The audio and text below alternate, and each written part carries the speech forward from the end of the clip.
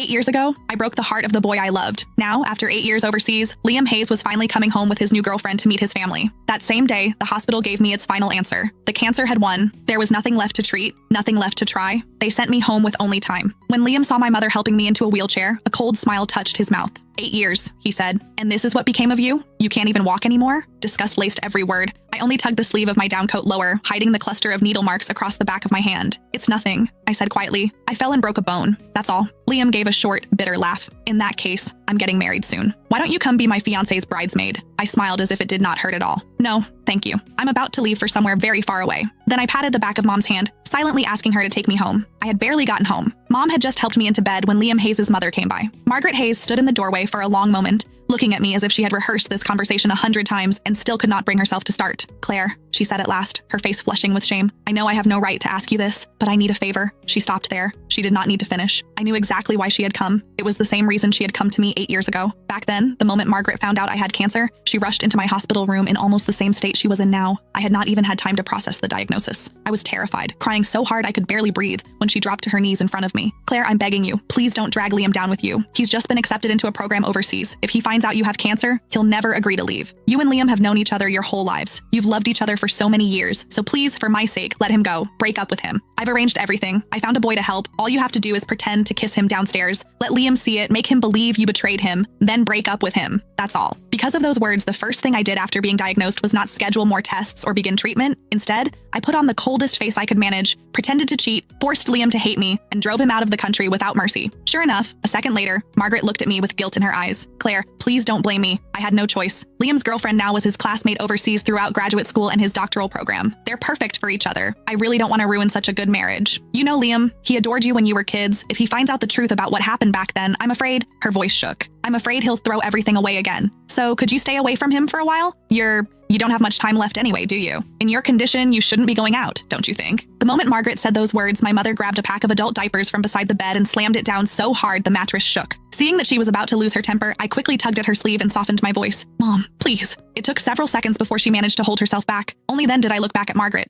I can promise I won't tell Liam what happened 8 years ago, I said calmly. But I can't promise I won't see him. No, I could not promise that, because during all 8 years of surgeries, chemo, and hospital ceilings, there had never been a day when I stopped missing Liam. When chemotherapy became too much to bear, I would clutch the old photo of Liam and me until my fingers cramped. Some nights, that picture was the only thing that kept me from giving up. I went through more surgeries than I could count. Some minor, some so dangerous Mom signed the consent forms with shaking hands. More than once, I was rushed into the ICU and almost did not wake up again. Every time, Mom stood beside my bed and shouted herself hoarse. Claire, have you forgotten? You said you were going to survive.